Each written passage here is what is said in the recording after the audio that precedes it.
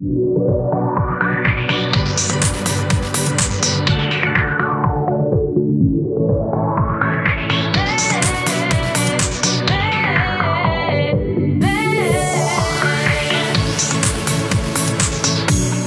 que je suis, je veux te servir, je veux t'aimer et pouvoir proclamer que Jésus est le chemin, la vie, la vie.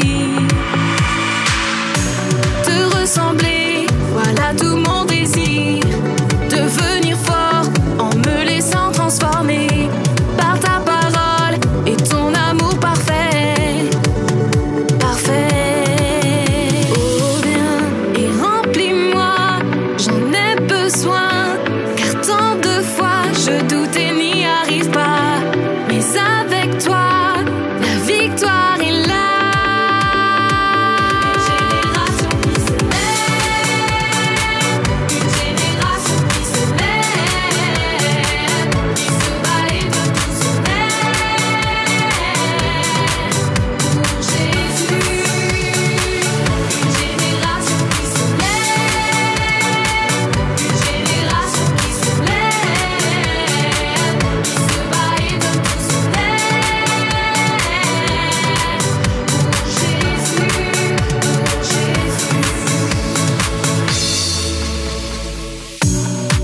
Je suis, je veux te servir, je veux t'aimer et pouvoir proclamer que Jésus est le chemin, la vie, la vie.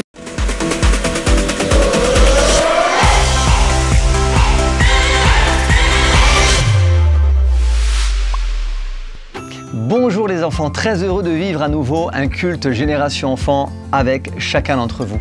Aujourd'hui, nous allons vous parler de la dernière parabole qu'on avait sur le cœur de vous partager, d'accord? Alors écoutez bien cette histoire, mais avant, comme d'habitude, on vous invite à vous lever et à prendre un temps de louange et on se retrouve tout de suite après avec Julie et tous nos amis pour une nouvelle aventure. À tout de suite.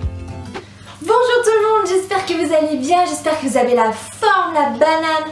Vous avez vu comment il fait super beau dehors, enfin non là vous pouvez pas voir mais là il fait vraiment super beau.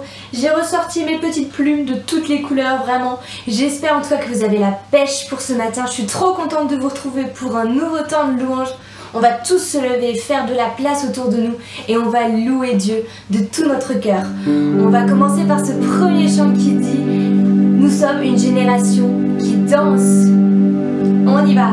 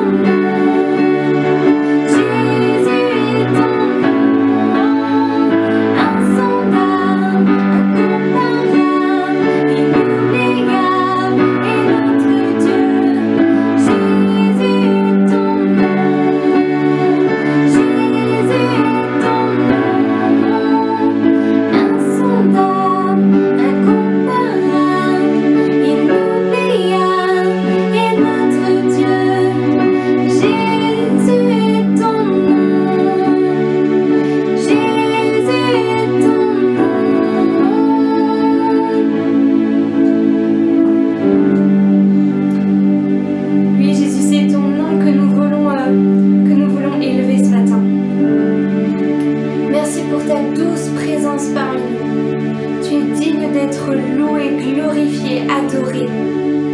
Et vraiment, reçois notre louange ce matin comme un cadeau.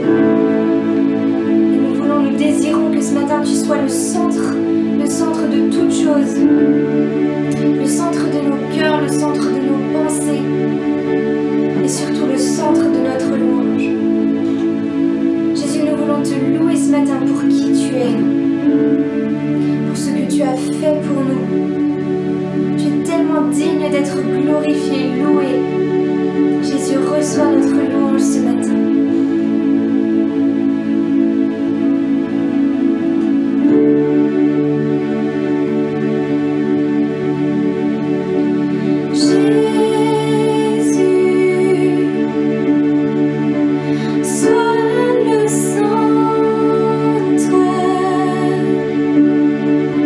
Sois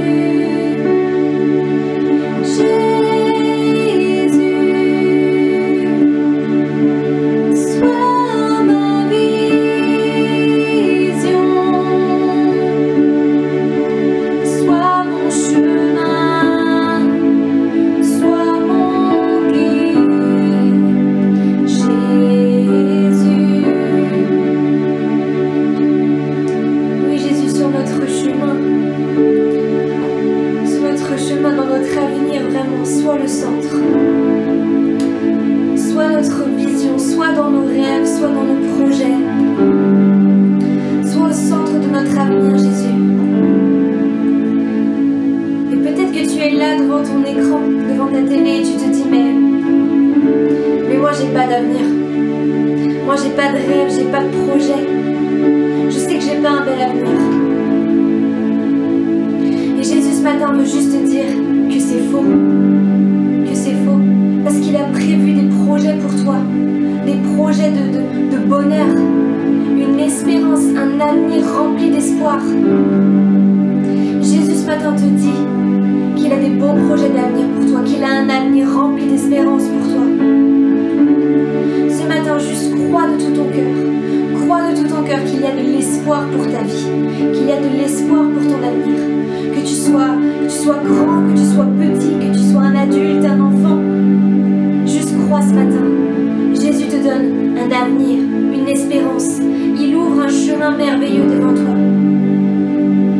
Il veut t'accompagner sur ce chemin qu'il a tracé. Ce merveilleux chemin rempli de rêves. Tu te dis peut-être que tu n'as pas de rêve, mais Jésus veut en mettre. Jésus veut mettre des rêves dans ton cœur. Jésus veut mettre des rêves juste incroyables, des projets, des choses que tu ne peux même pas imaginer. Jésus veut en mettre dans ton cœur. Il veut te permettre avec lui de les réaliser. Est-ce que tu peux juste ce matin croire? Croire que tu as un avenir, une espérance en Jésus-Christ, que tu as devant toi un chemin merveilleux qui t'attend. Juste ce matin, crois en cette parole et chante de tout ton cœur comme un cri du cœur, comme un cri de victoire. Juste chante: Jésus, sois ma vision, sois mon chemin, sois mon guide. Jésus,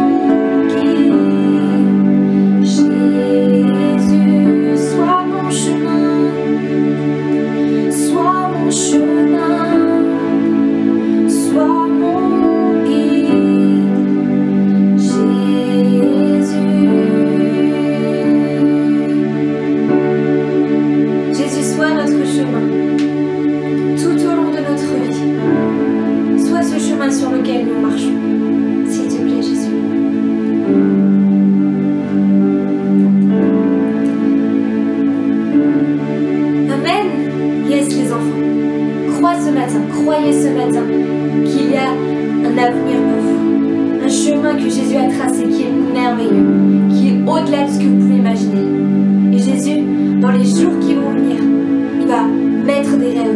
Il va planter des rêves dans vos cœurs, comme des petites graines. Il va mettre des rêves dans vos cœurs. Et avec lui, avec Jésus, vous allez réaliser tous ces rêves. J'espère que ce temps vous aura fait du bien, vous aura encouragé. Et Jésus a encore tellement de belles choses pour vous. Il y a plein de choses qui arrivent qui sont pour vous. Nous aussi, on a prévu plein de belles choses pour vous. Alors soyez attentifs. Et moi, je vous dis à la semaine prochaine. Bye bye. Bonjour les enfants et bonjour Julie. Bonjour Jérém, bonjour les enfants. On espère que vous avez passé une belle semaine. Et que vous êtes aussi en pleine forme, hein, en pleine forme pour voir notamment le culte Génération Enfant. Et après ce beau temps de louange, et si on retrouvait Kelly pour l'instant post-it? Mais avec grand plaisir.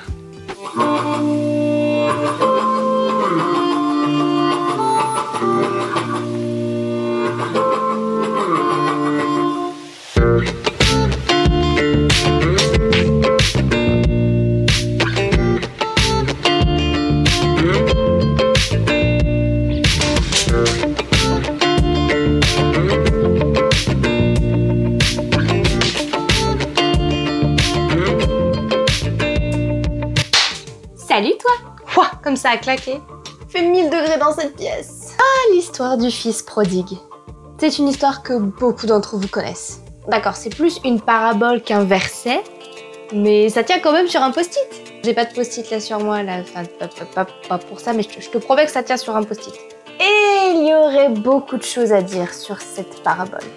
Tellement de choses à dire que tout ne tiendrait pas dans un seul instant post-it. Mais si t'as envie d'en savoir plus sur cette parabole, déjà, elle se trouve dans la Bible. Mieux, elle se trouve dans Luc 15 au verset 11 à 32. Oui, bon, j'ai pas préparé le post-it. Écoute, je peux pas tout faire, hein. Et si t'as encore envie d'en savoir encore plus, cette phrase ne veut rien dire, purée. Il y a une vidéo spéciale sur cette parabole-là qui est sur la chaîne, notre chaîne Génération Enfant. C'est dans la catégorie Connexion Famille et la vidéo s'appelle le Pardon. Donc si t'as envie d'en savoir plus sur cette parabole, n'hésite pas à cliquer sur la vidéo. Bon, revenons à nos cochons, à nos moutons. En gros, quand même, pour résumer, l'histoire du fils prodigue, ça parle d'un fils qui quitte son père, qui quitte sa maison pour aller vivre sa vie comme il l'entend. Mais au bout d'un moment, il va rencontrer plein de galères et il va regretter son choix. Il va rentrer misérable à la maison de son père. Et ce qui est incroyable dans cette histoire, et c'est ce qui m'a toujours marqué, c'est l'attitude du père. Son fils, pour qui il avait tout donné, pour qui il avait tout fait, ce fils-là qui est parti vivre sa vie du jour au lendemain, qui l'a abandonné, qui a plus donné de nouvelles, plus rien, et qui revient à la maison. Ce père qui aurait toutes les raisons de rejeter son fils, de le renier, de le déshériter, de le traiter comme un esclave, il va courir dans les bras de son fils, il va l'accueillir à la maison, il va faire une fête pour lui tellement il va être heureux de l'avoir retrouvé. Cette attitude de père, elle m'a toujours bouleversée. Qui fait ça, franchement? Le gars, il rentre à la maison, il pue du schlingue, mon frère. T'as travaillé avec les cochons. Et son père, il court, il le prend dans ses bras. Alors qu'il pue. Mais le père, il s'en fiche. Il retrouve son fils, il le serre dans ses bras et il l'accueille à la maison et il fait la fiesta boum boum. Qui fait ça aujourd'hui? Cette histoire, en fait, elle nous parle de Dieu qui accepte et qui reprend avec lui tout pécheur qui se repent. Tout pécheur qui renonce au péché, qui renonce à sa mauvaise vie et qui court dans les bras de Dieu. Dieu le reprend, Dieu l'aime, Dieu le pardonne, Dieu le guérit, Dieu prend soin de lui comme un père. Cette histoire, mon petit pote, c'est notre histoire à nous. C'est mon histoire. C'est l'histoire d'un père avec un amour inconditionnel. Un père qui attend, qui guette, qui attend patiemment que son fils revienne à la maison. Il est patient parce qu'il force pas la personne à revenir, mais il est impatient que la personne revienne. Oui, Dieu veut être un père pour toi. Un père qui va t'attendre, qui va te recevoir, qui va te pardonner, qui va t'aimer, qui va prendre soin de toi. Et il y a ce verset qui en parle justement. Oups. Dans 2 Corinthiens 6 au verset 18. Et le post-it, il est assorti à ma robe. Ah, fait tout dans le détail dans l'instant post-it, c'est fou ça. Je serai un père pour vous, et vous serez des fils et des filles pour moi, dit le Seigneur Tout-Puissant. Juste avant ce verset-là, Dieu dit en fait, de renoncer au péché. Il dit renoncez au péché. Ne faites plus les mauvaises choses que vous faisiez avant. Revenez vers moi. Revenez vers moi et je serai comme un père pour vous. C'est comme l'histoire du fils prodigue. L'histoire, elle se répète. Si nous courons dans les bras de Dieu, si nous renonçons au péché, si nous lui demandons pardon, il agira comme un père pour nous. Et la Bible qui le dit. Qu'est-ce qu'il faisait là, ce feutre aussi? Je le refais. Et la Bible qui le dit. L'histoire du fils prodigue, elle est encore valable aujourd'hui. Dieu est le même, il n'a pas changé. Et il t'attend toi. Peut-être que tu es loin, loin, loin, loin, loin, ou peut-être que tu es en route pour retrouver ton Père, pour retrouver Dieu. Peu importe où que tu sois, Dieu t'attend. 2 Corinthiens 6, au verset 18. J'ai eu un bug là. C'est facile, ça tient sur un post-it. Ah, merci Kelly pour ce verset. Oui, merci beaucoup. Tu as toujours d'excellents versets à nous proposer. En tout cas, les enfants, n'hésitez pas à les écrire sur un post-it ou à les colorier dans votre Bible. Ainsi.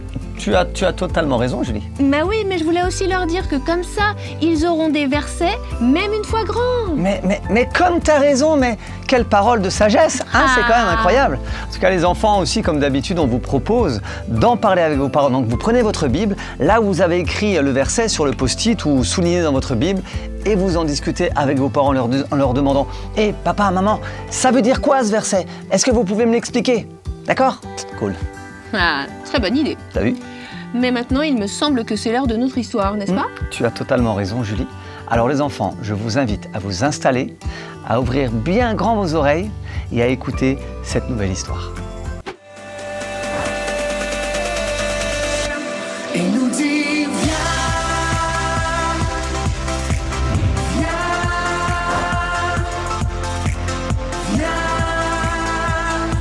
me rencontrer. Il nous dit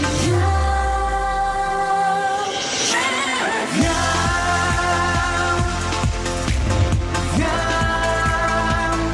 tel que tu es. Il nous dit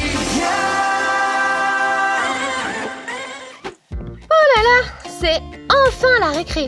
Ouh là là, enfin! J'ai l'impression que plus la fin d'année approche, plus on a du travail. Ben oui, c'est vrai ça. C'est pas logique. Ouais. N'importe quoi. T'as vu le projet qu'on doit rendre? Oh, il m'en parle pas. Présenter une vieille histoire que vous aurez réadaptée. Rien que le titre du projet, ça me fatigue. Oh bah oui, moi aussi. J'ai plus la force de créer des projets comme ça, moi. Ouais. Surtout pas en fin d'année. Bon, heureusement qu'on le fait à 2, hein Juliette? Ah bah oui, heureusement. Toute seule, j'aurais pas eu le courage. Pareil. Bon, maintenant il s'agit de trouver une histoire à adapter, hein? Ah ouais, je sais, mais des histoires, il y en a plein. Est-ce qu'on prend un conte ou une fable? Oh, le conte du chat botté. Ah bah non, il nous faudrait un chat. Ou alors le corbeau et le renard. Juliette. Ah bah non, il nous faudrait un renard.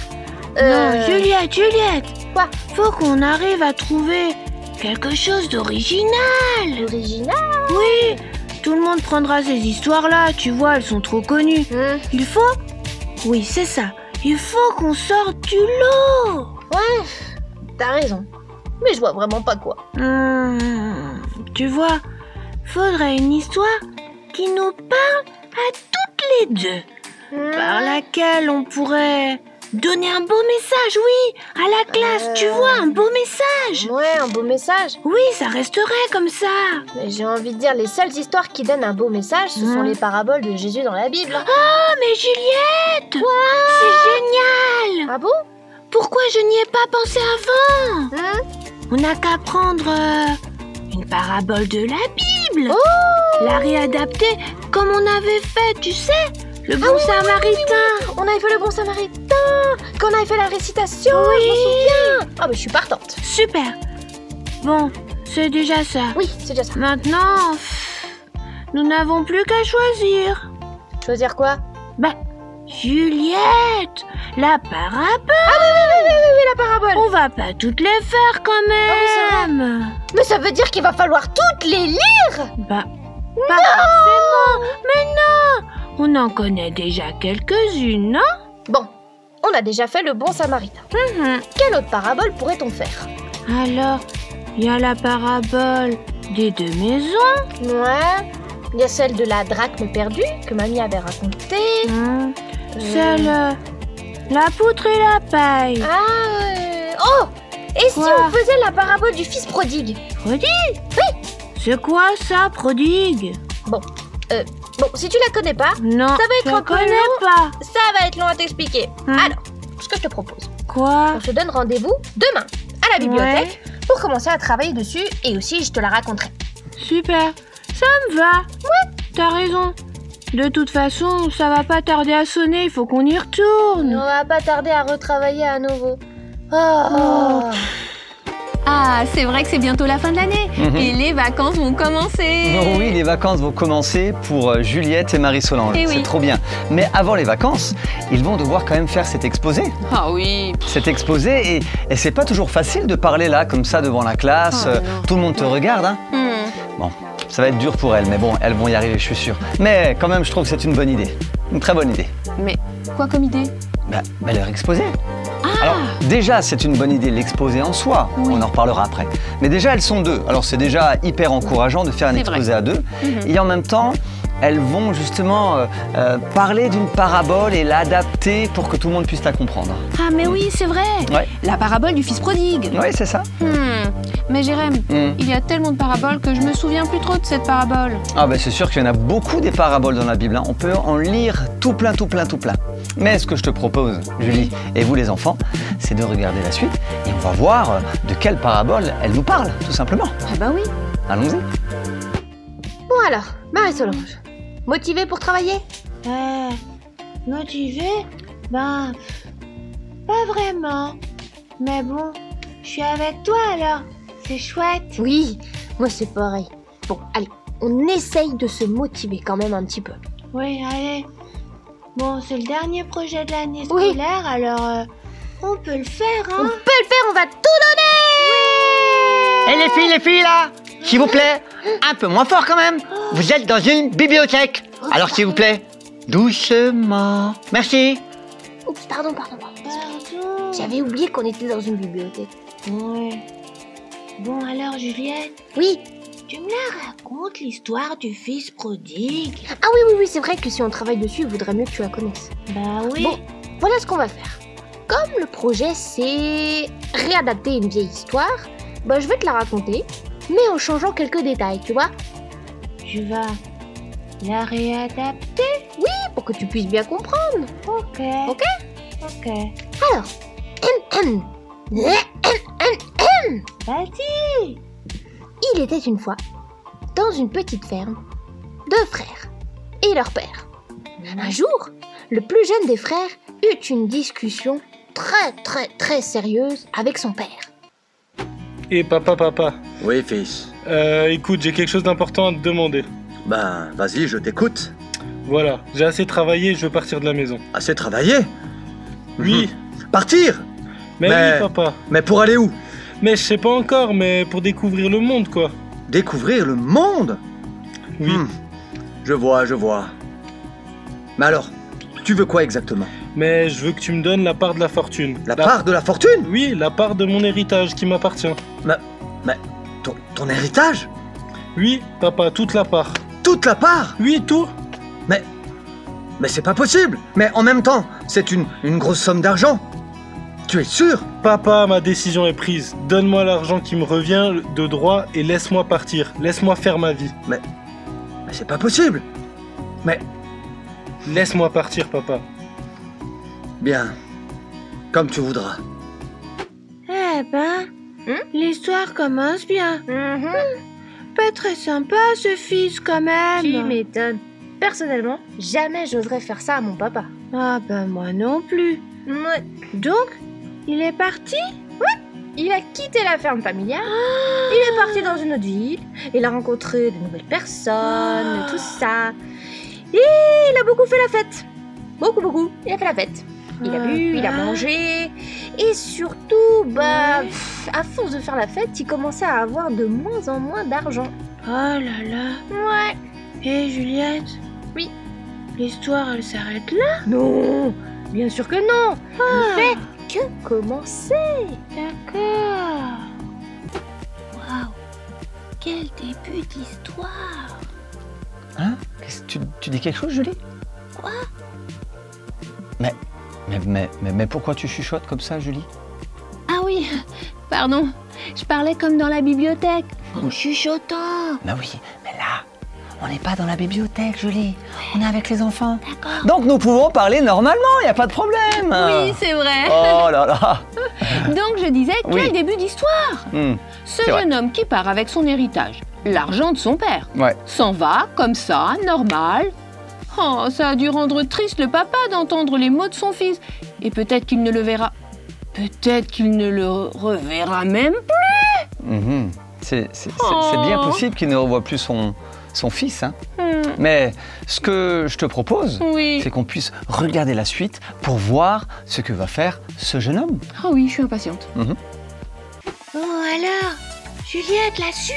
Oui, ça vient. Alors, moi, le bris, je vous ai dit, combien de fois je vais devoir vous le dire, les filles? La prochaine fois, je crois que vous allez devoir aller dehors. Oh, désolé. Bon, Pardon, monsieur, pardon. c'est bon. Alors, moins fort, s'il vous plaît. Merci. Il y en a qui lisent. Désolé. Alors, Juliette. Alors, bon, bah, notre jeune frère, il est parti de la ferme, il est parti faire la fête, et surtout, il a gaspillé tout son argent. En gros, il a fait n'importe quoi. Alors là. Donc au bout d'un moment, le porte-monnaie, il n'y a plus rien dedans, tout vide. Ah oui. Et quand le porte-monnaie il est vide, Ben quoi? bah, il n'y a plus personne, il n'y a plus d'amis, plus rien, plus de fête, plus de rigolade, plus personne. Et donc notre jeune frère se retrouve tout seul, à la rue. Oh là là. Ah, quelle misère. J'ai plus d'argent. Plus rien. Je meurs de faim. Comment est-ce que je vais faire maintenant? Tous mes amis sont partis. Ils m'ont ruiné. Et maintenant ils me laissent tous tomber. Mais comment je vais m'en sortir? Je vais devoir trouver du travail. Ou au moins trouver un abri. Oh là là. Misère de misère, comment je vais faire? Et puis je suis tout sale en plus. Personne ne veut m'aider. Mais j'ai tellement faim. Je n'ai pas d'argent pour m'acheter même pas un morceau de pain. Mais comment je vais faire? Je vais tout de même pas aller fouiller dans les poubelles. À moins que... Non, c'est dégoûtant. Mais j'ai tellement faim. Peut-être que je trouverai quelque chose quand même. Les poubelles, tu dis? Mais alors, s'il dort dans la rue, qu'il fouille les poubelles, ça veut dire... Ah, ça veut dire que c'est devenu un SDF. Oui, un sans-abri. Oh, mais c'est terrible. Oh, Lui qui avait tout, Juliette, tout. je sais. Mais attends, ça s'est vraiment passé. Ça s'est vraiment passé comme ça dans la Bible. Alors, oui et non. Dans la Bible, c'est écrit que le fils, donc le jeune frère, il a Ouais. bel et bien gaspillé tout son argent. Il n'avait plus rien. Mais c'est aussi écrit que, en fait, bah, il avait trouvé un petit travail, quoi. Ah, quand même. Bah, il a travaillé comme gardien de cochon. De cochon. Cochon, je te dis! Alors, je vous ai déjà dit qu'il fallait vous taire, les filles. Faire doucement. Vous êtes dans une bibliothèque. Bon, alors les filles, c'est la dernière fois que je vous le dis, d'accord? D'accord. La prochaine fois, oups, dehors. D'accord. Bon, c'est bien. Mais d'où il sort? Bah, je sais pas d'où il sort. Oh là là. Oh Bon. là là. Bref, donc je te disais, oui, gardien de Oui. cochon. De C'est- cochon. C'est pas le pire métier du monde. Et c'est aussi écrit que comme il avait pas assez d'argent pour s'acheter à manger, il a Ouais. commencé à manger la nourriture des cochons. De quoi? Avec les cochons, je te dis. Pardon, quoi? Avec les cochons. Oui, Ah, dégoûtant, hein. j'ai presque envie de... Oh non. Bark. Bon, heureusement que je l'ai un peu modernisé mon histoire alors, hein. Ah oui, ta version est un peu moins dégoûtante. Je sais. Mais Juliette, dis-moi, Oui. Ça ne va pas se finir comme ça quand même. Mais non, attends, on arrive à la fin. Écoute bien. Ok. Alors là, c'est pire qu'au début. C'est triste. Il n'a pas su gérer son argent. Il a tout dépensé, acheté, fait la fête, et le voilà au bout d'un moment sans rien et sans personne. Mais oui, il se retrouve littéralement tout seul. Eh oui. Tout seul, ses soi-disant amis, entre parenthèses, sont partis aussi vite que son argent. Ben Le oui. pauvre. C'était pas vraiment des amis, hein. Non. Parce que normalement, un ami, elle a aussi quand ça ne va pas bien. Ouais, c'est vrai, tu as raison. Mais là, lui, en tout cas, il se retrouve dans la rue. Oui. Tout seul et dans la rue. Et la Bible nous dit même Oui. qu'il est au milieu des cochons. Oh là Oh là là. là, ça devait être désagréable. Hein. Et ça devait sentir Vraiment. mauvais. Hein. Oh, Pouah. le pauvre. Ouais, vraiment. Mais qu'est-ce qu'il va faire? Rester avec ce travail? Manger des miettes? Mais lui, quand même, qui avait tout ce dont il avait besoin chez son père. Ouais, franchement, c'est vraiment triste. Oh, Mais franchement, j'ai vraiment envie de voir la suite, moi. Hein. oh mais moi aussi. Mais regardez-moi, j'étais le fils du plus grand fermier de la région. Des terres, des animaux, des terrains, de l'argent à gogo. J'étais riche près de mon père et maintenant j'ai tout perdu. Je ne suis plus qu'un vulgaire SDF, que tout le monde méprise et rejette. Je regrette tellement. Si seulement j'étais pas parti. Mais si seulement j'étais resté près de mon père. Il me manque tellement. Mais est-ce que lui... Est-ce qu'il pense à moi, lui? Est-ce qu'il m'aime toujours? J'aimerais tellement rentrer, mais j'ai honte. J'ai si honte. Mais peut-être que si je rentre, que je lui demande pardon et que je lui demande de me traiter comme un simple ouvrier, non plus comme son fils, peut-être que ça marcherait. Je serais plus qu'un inconnu pour lui, un ouvrier comme les autres, mais au moins je serais chez mon père, de retour à la maison. Allez, allez, j'y vais. Oh là là, mon fiston. Mon fiston. Ça fait si longtemps qu'il est parti. Mais qu'est-ce que je pouvais bien faire? Je ne pouvais pas le forcer à rester.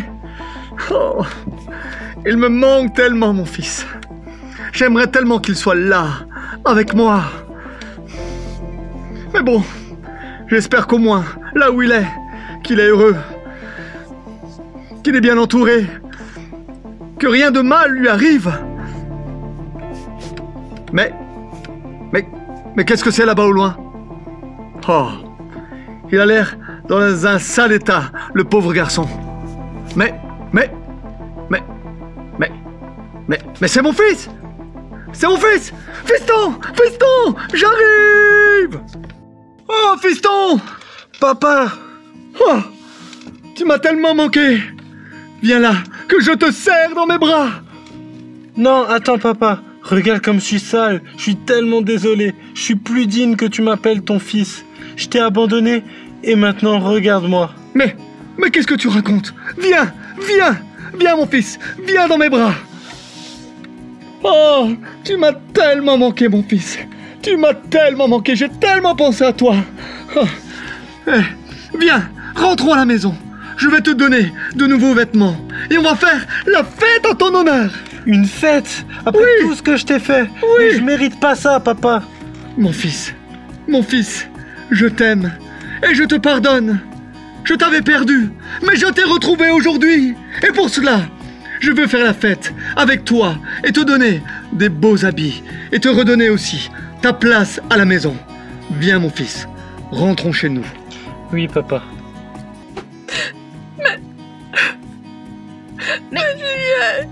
Mais Marie-Solange, pourquoi tu pleures? Oh là là! C'est si beau comme femme. Bah oui, mais quand même! C'est tellement émouvant. Oh là! Un papa qui retrouve son fils. Mais... Je suis toute émue. mais tu vois Marie-Solange, cette parabole que Jésus raconte, Oui. c'est une image de Dieu et de nous au final.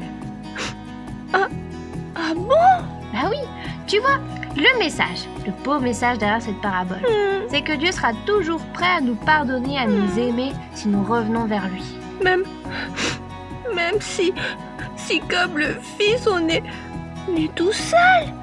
Et on sent mauvais à cause des cochons. Oui.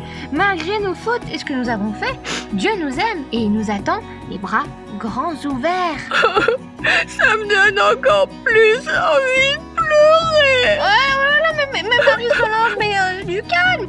Qu'est-ce qu'on va faire si toute la classe pleure comme toi? Eh ben, il faudra distribuer des mouchoirs à toute la classe avant de raconter l'histoire. Oh bah oui. Et à la maîtresse aussi. Ah bah alors, on prévoira une grosse boîte alors, hein? Ouais, une grosse boîte. Oui.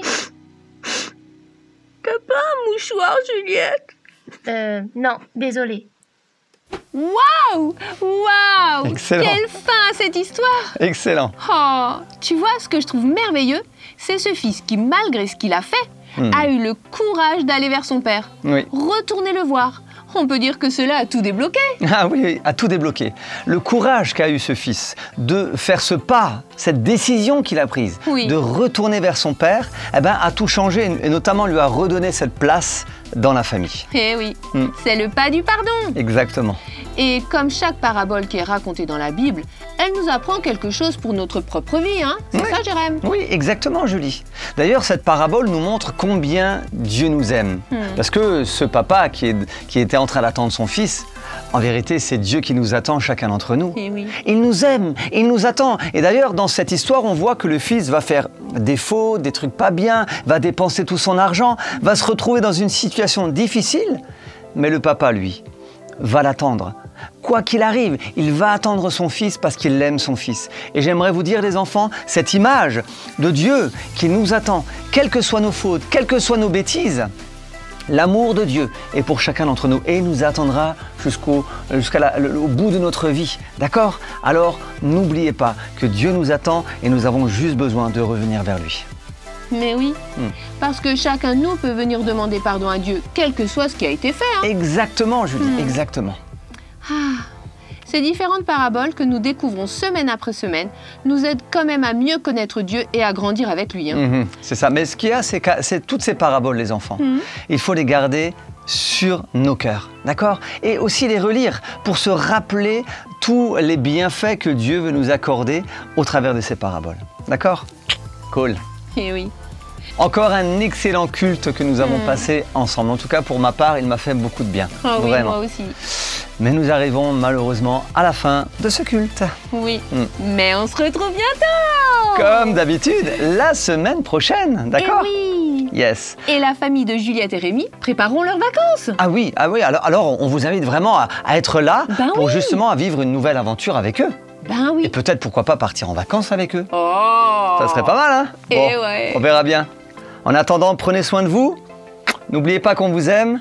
Et on vous dit à la semaine prochaine. Bye bye. À la semaine prochaine. Bisous, bisous.